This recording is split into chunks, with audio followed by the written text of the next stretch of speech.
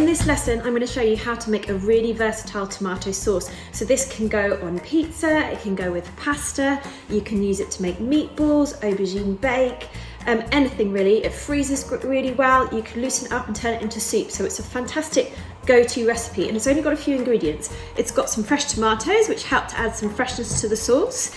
It's got some onion, which is going to be used as our base. Some garlic if you like it, but you can leave it out if you don't. Squeeze of lemon for a bit more zing.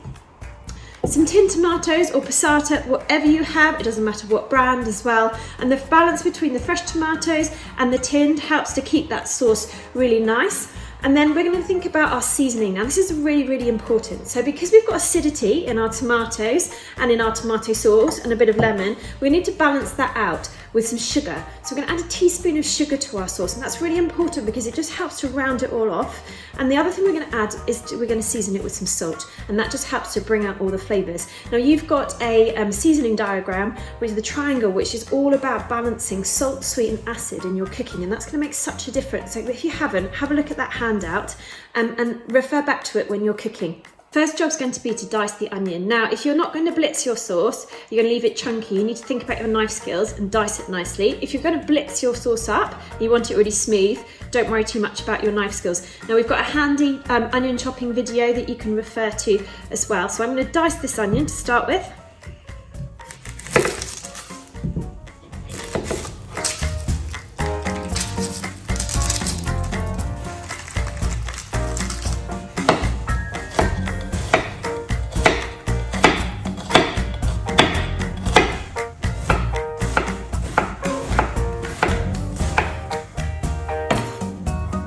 And I'm going to add that to my pan with a tablespoon of olive oil and get those onions cooking down. Now we're going to cook our onions really gently. The term's sweating your onions, which isn't a great term really, but what it means is to cook them over a really low heat. And that's really important, to cook your onions for about 5 to 10 minutes, and because that's what changes your onions from being quite bitter to going really nice and sweet, because as they cook, they just release their natural sweetness. Now we don't want them to colour, so we're going to keep it over a really low heat, and we're going to add a tablespoon of water to those onions as well, and that just helps to stop them burning. While the onions are cooking, you can just crush your garlic.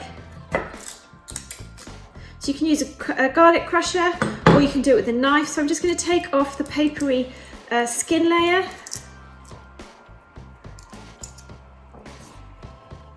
I'm going to crush it with the side of the knife, and I'm going to chop it.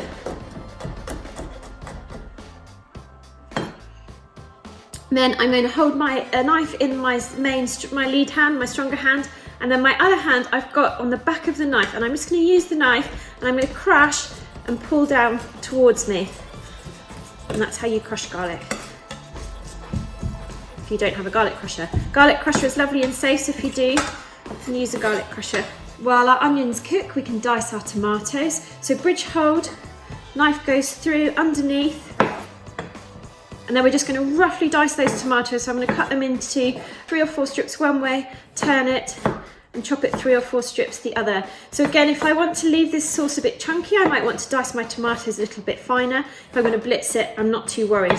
The tomatoes will all cook down, so you can just pop them into the pan with the onions as they cook, and then we'll let everything simmer away for a good 5 to 10 minutes. Once my onions have sweated down, I'm going to add my tomatoes. You can use 4 to 6 ripe tomatoes, just any supermarket tomatoes will do. The great thing about cooking down the sauce is it will give rather flavourless tomatoes a lot more flavour.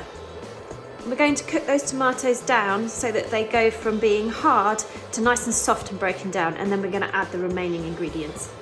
Once the tomatoes are broken down, you can add the garlic, and you can also add anything else you might like to add, say for example some dried oregano, a pinch of herbs, a pinch of chili flakes if you like a little bit of spice.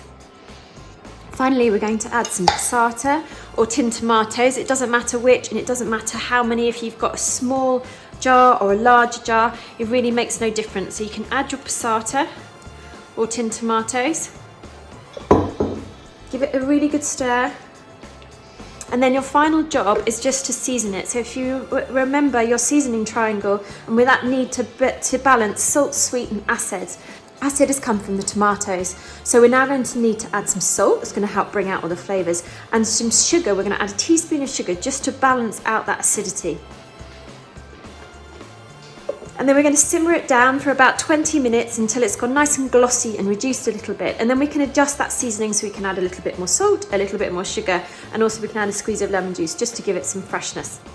So my sauce has simmered away for half an hour and it's got really nice and thick and glossy, and you'll find there's about a couple of centimetre rim all around the edge where the sauce has just reduced. So now it's time to just cook some pasta and then you can stir it through. Alternatively, you can use this sauce on pizza with our pizza dough recipe, or you could use it with our meatball recipe, use it to make aubergine parmigiana. So many different things. It's such a versatile sauce. Makes a massive batch too, so you can also put some in the freezer for another time. Whenever you're plating something up that's got spaghetti or linguine, some tongs are really, really useful because you can give the spaghetti a really good stir with the sauce all through it, and then you can use the tongs to pick it up, pop it on the plate, and then just give it a twist as it goes down. And that means you can get some nice height on your dish and pile it all in the middle rather than necessarily slopping it everywhere. And there you have it, a really nice, easy tomato pasta sauce dish.